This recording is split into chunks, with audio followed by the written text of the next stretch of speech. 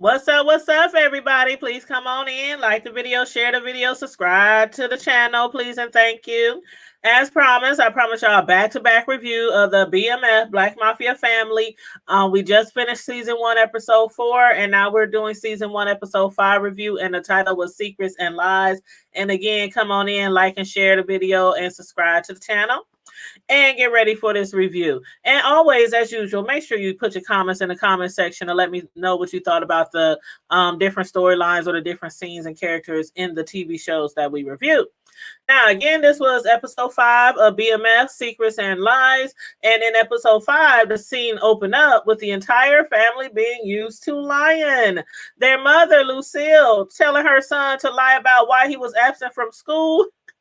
He was told to say he was sick when in fact their lights had got turned off. The little sister lied to their dad about doing her homework when she was actually nose deep in a Word Up magazine. And lastly, Charles lied to Lucille, telling her that she looked good in her dress. What his father said was, what they said was, we do not like to hurt people. We don't lie to hurt people. We lie because we don't want to disappoint them, because sometimes the truth is too painful, and ain't that the truth, even though we tell lies. Okay? But that lying carried on into the meeting with Terry, his family, and their lawyer, and the hospital's representatives. Just when it seems like Charles is comfortable back home, he gets slapped in the face again with what both of his sons are really doing in the street. Now, we know Lucille, she thought that it was only their oldest son out there slanging, but the father, Charles, he knew better. He knew it was both of them. He knew Mish wasn't just giving all that expensive stuff away to his brother. Not like he probably wouldn't, but more than likely they both out there slanging together.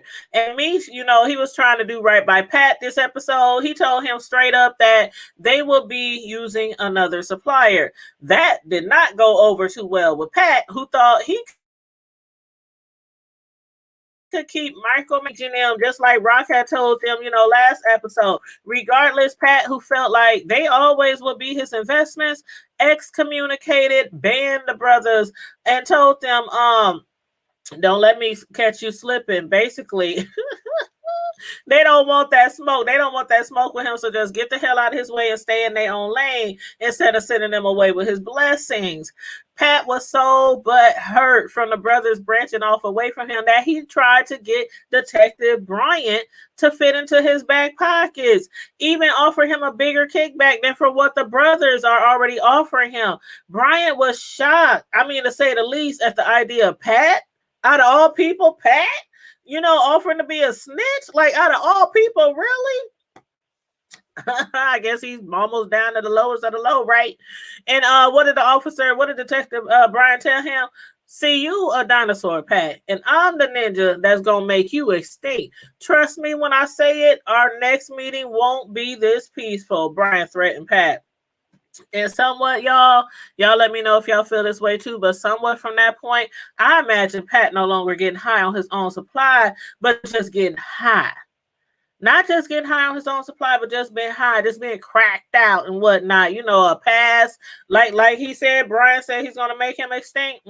That's how I see it. That's how I see it. But as a matter of fact, at the gas station, later on at the gas station, Brian, we saw him returning the money that Meech gave him, the last payment that Meech gave him. Evidently, the officer, Detective Brian, he's serious. At least so it seems, that he doesn't want to no longer be a dirty cop anymore. But how long will that last? Because I know he was making some good money. We don't see how much was in the envelope, but I know it's a nice amount of money.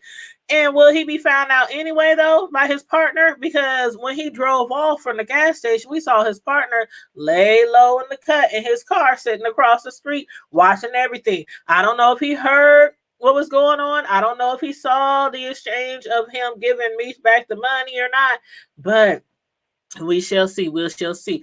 And also with Pat, no longer their supplier and their stash being robbed by Lamar, the brothers need a plan. They needed some real money real quick in order to buy product outright from Big L, but was planning to kidnap Lamar's daughter in exchange for their stash a good idea?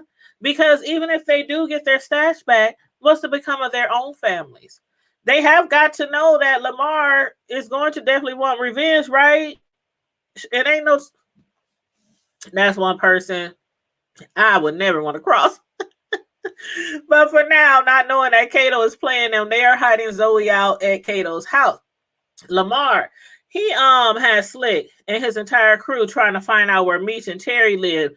The only clue they had was thanks to Mo, and that was that it's somewhere southwest. She didn't really know where they was. Why not? Because he ain't about to bring somebody else's woman to his crib where his mama and them lay his head. Of course not. But by the time Lamar made it to Kato's house, Zoe was already picked up by Uncle Meech. Just when I thought for sure that Kato was good as dead, her life was spared again. Again, she must got 9 lives. But for how long though is the question, because she can't keep playing both sides of the fence. Nope, she can't keep doing that. And in the meantime, Terry, he done picked up Slick and a few more of Lamar's crew. They automatically knew because of his limping that Slick was there at the robbery. So I guess they figured just in case the ransom didn't work out, torturing Slick to death might. Yet using the good cop, bad cop routine on Slick did not work. And it wasn't until Meech threatened to kill Zoe. He made him come to the window. He saw Zoe actually in that car, and it was just like, okay.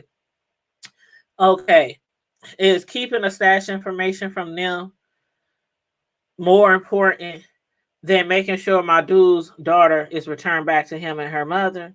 So of course he let them know where the stash location was, and at the same time, it made Slick look like a hero, in Lamar's eyes. Then after that, Tiny met up with Meech to purchase some of the stash that the brothers were able to finally recoup. And after conducting business with Tiny, Meech pulled up to Terry and Roland, kicking it on the porch across the street from the Flannery's mother's house. At first, Meech was upset to find out that Big L only wanted her point of contact to be Terry. And I had thought that maybe possibly Terry had already, told him that information, but he didn't. So he just now is finding out. But what Terry told him was, look, people ain't gotta like both of us to win. We brothers. At the end of the day, we always gonna hold each other down no matter what. Just fall back. Let me run point the same way you ran shit with Pat. That's what he told me. So after not coming up like they did, like they wanted to with Big Pat, Big L just might be the answer to their problems. But why on earth would they keep their stash in their own mother's home? On top of that, they could have at least locked the bedroom door, don't you think? Because like I knew what would happen. Their mother, Lucille, what was I about to call her? Their mother, Lucille, she was furious and heartbroken at the same time. Waking up in the middle of the night, she saw and heard for herself what her husband has been telling her all along, that both of her sons were slain. They was out there knee deep, neck deep in the streets. But this does lead me to wonder, will she change her mind about settling out of court with the hospital for the $25,000 like Charles insisted? Being that she now knows that the son she was fighting so hard for, standing up for, protecting, is now a drug dealer, just like his big brother. And lastly, when Slick did deliver Zoe back to Lamar, he told him that he got the address on the Flannerys. And we all know that Lamar is cray-cray. So will he return the favor to the brothers? Or much worse, try to actually hurt their family? I don't know. Either way, now knowing the Flannery's location, I hope that the brothers are ready for whatever is to come from Lamar, because payback is a bitch. But anyway, y'all let me know what y'all thought about the episode. Make sure you like, share the video, subscribe to the channel if you're not already subscribed. Stay safe, be blessed, remain vigilant at all time. And instead of just looking out for yourself, as always, look out for someone else as well. Bye.